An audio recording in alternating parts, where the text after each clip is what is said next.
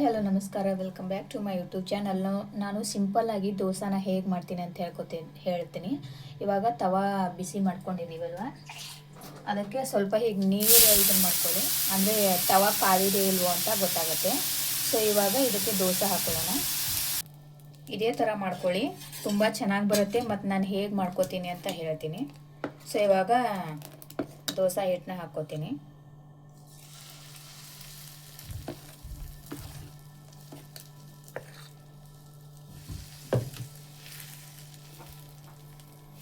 So ಈ ರೀತಿ ನೀಟಾಗಿ ಹಾಕೊಳ್ಳಿ.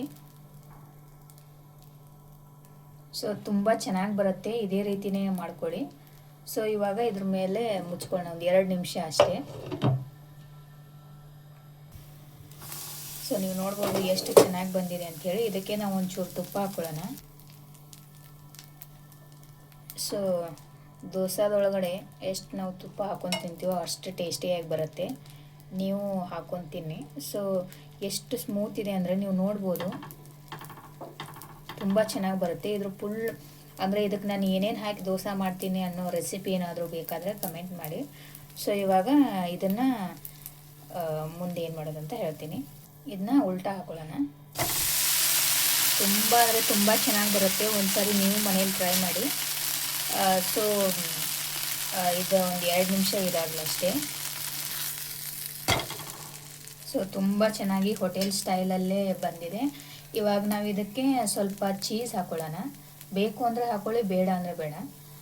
ಸೊ ಇವಾಗ ನಾನು ಚೀಸ್ ಹಾಕ್ಕೊಳ್ತಾ ಇದ್ದೀನಿ. ಒಂದಿಷ್ಟು ಹಾಕೊಳ್ಳಿ ಸಾಕು ಚೀಸ್ನ. ಇವಾಗ ಚೀಸ್ ಹಾಕ್ಕೊಂಡಿದ್ದೀವಲ್ವ, ಇವಾಗ ಮೇಲೆ ಸ್ವಲ್ಪ ಇದನ್ನು ಹಾಕ್ಕೊಳ್ತೀನಿ, ಬಟಾಟೆ ಪಲ್ಯನ. ಸೊ ಇಷ್ಟೇ ಸಿಂಪಲ್ಲಾಗಿ ಮಾಡ್ಕೊಳ್ಳಿ, ತುಂಬ ಟೇಸ್ಟಿಯಾಗಿ ಬರುತ್ತೆ. ಸೊ ಇವಾಗ ಇದು ರೆಡಿ ಆಗಿದೆ. ಸೊ ಇದನ್ನು ಒಂದು ಪ್ಲೇಟಿಗೆ ತೊಗೊಳ್ಳೋಣ. ಈ ರೀತಿ ಫೋಲ್ಡ್ ಮಾಡಿ.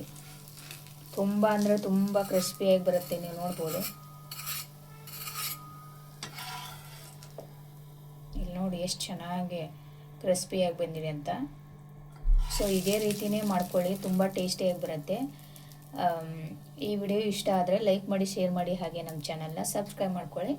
ಮತ್ತು ಮುಂದಿನ ರೆಸಿಪಿಯಲ್ಲಿ ಸಿಗ್ತೀನಿ. Thank you.